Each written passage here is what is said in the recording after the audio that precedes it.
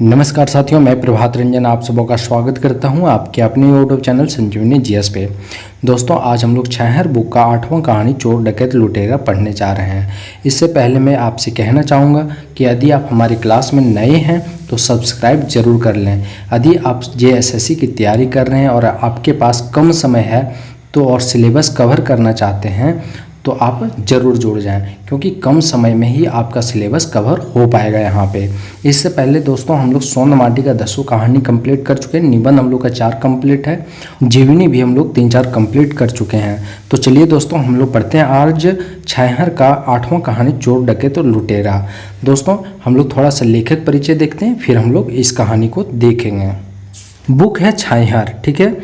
छाहर जो है कहानी की गोछा है। 10 कहानी टोटल है। लेखक है चितरंजन महतो चित्रा। 10 भाई बहन है, जिसमें सबसे छोटे हैं। जन्म जो हुआ है 6 जनवरी 1946 को जितिया के दिन हुआ है। माता है धनिया देवी, पिता है घनेनाथ महतो। जन्म स्थान लारी रामगढ़ में हुआ है। प्रकाशन वर्ष जो है छाहर का वो 2007 में हुआ है, खोरठा भाषा साहित्य संस्कृति अकादमी रामगढ़ से। प्रकाशन को बोलते हैं कजरा सेंद्रादान और प्रकाशन वर्ष को बोलते हैं इंजराइन बदर। अपना सेवा दे चुके हैं अध्यापन कार्य में, तो रांची विश्वविद्यालय में जनजातीय एवं क्षेत्रीय भाषा विभाग में प्रधानाध्यापक हैं। प्रकाशित कृतियां जो हैं इनका द्वारा लिखा हुआ, जिनकी टो है जो उपन्यास है खोरठा का। छाहर जो है कहानी का संग्रह है और महराई जो है लोक महाकाव्य है। तो ये आपको याद रखना है। छाहर में टोटल 10 कहानी है।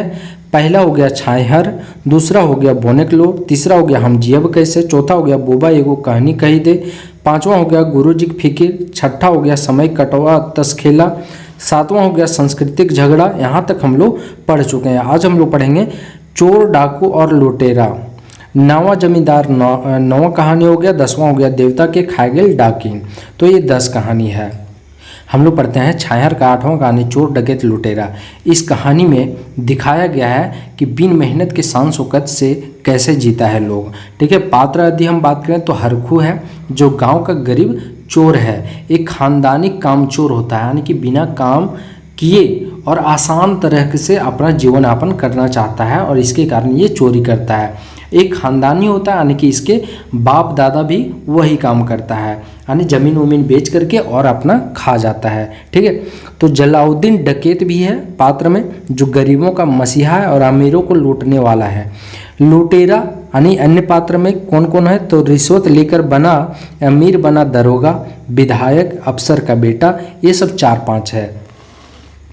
स्टोरी स्टार्ट होता है तो हरखू 6 वर्ष बाद जेल से छूट कर आता है। याद रखना है 6 वर्ष बाद कहाँ से, जेल से छूट करके आ रहा है। जुर्म क्या है, तो सरकारी बिजली का तार काटना, यानी कि सरकारी बिजली का तार काट लेता है।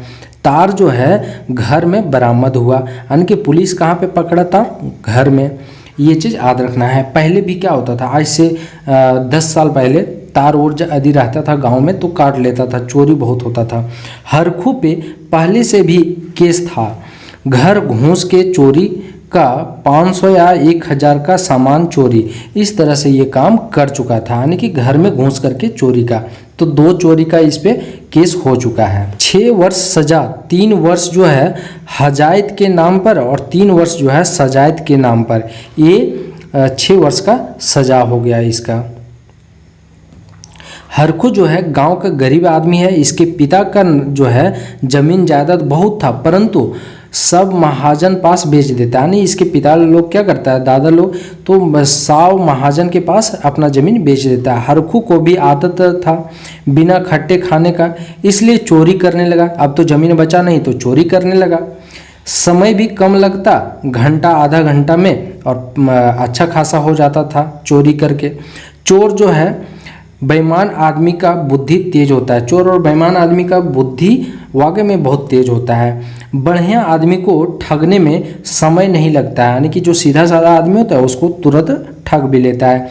सर शिकायत के चलते जो है इज्जत वाला आदमी गरीब जान के छोड़ देता है, यानी जो है सर शिकायत के चलते जो है अमीर और बढ़िया जो इज्जत वाला आदमी होता है, छोड़ो जाने दो यार, ऐसे करके छोड़ देता है। बाद में वो लोग जो है शेर से सवा शेर, सियार के बाघ बन जाते हैं, यानी वही चोर लोग जो है बाद में सवा शेर बन जाता है और सियार से बाघ बन जाता है।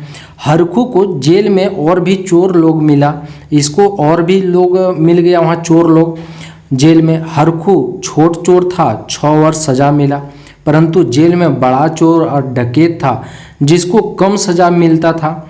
ये सब का जो है बड़ा बड़ा पैरवी करने वाला रहता था, यानी कि बड़ा चोर डकैत जो होता था क्या है, इसका बड़ा बड़ा पैरवी करने वाला होता था। जेल में जो है जलाउद्दीन डकैत था जो ठाठ से रहता था।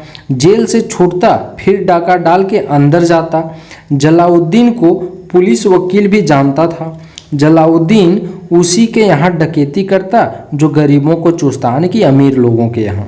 ठीक है, तो बैंक, सड़क, ट्रेन उसका धंधा नहीं था, यानी कि ये सब काम नहीं करता था कि वो बैंक, सड़क ये सब तोड़ फोड़ करे।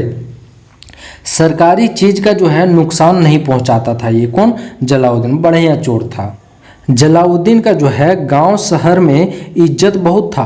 पुलिस अफसर साथ उठना बैठना भी था, डर भय नहीं था उसको। हरखू जो है जलाउद्दीन को देख करके खुद को हीन समझने लगा, छोट समझने लगा उसके सामने। हरखू जो है 4-5 छोड़ को देख, यानी 4-5 छोड़ लड़का को देख करके 18 से 22-25 वर्ष का था सभी, जो बैंक लूट करके आया हुआ था। याद रखना है, जो 4-5 लड़का आता है वो बैंक लूट करके आता है और पुलिस उसको धर लेता है।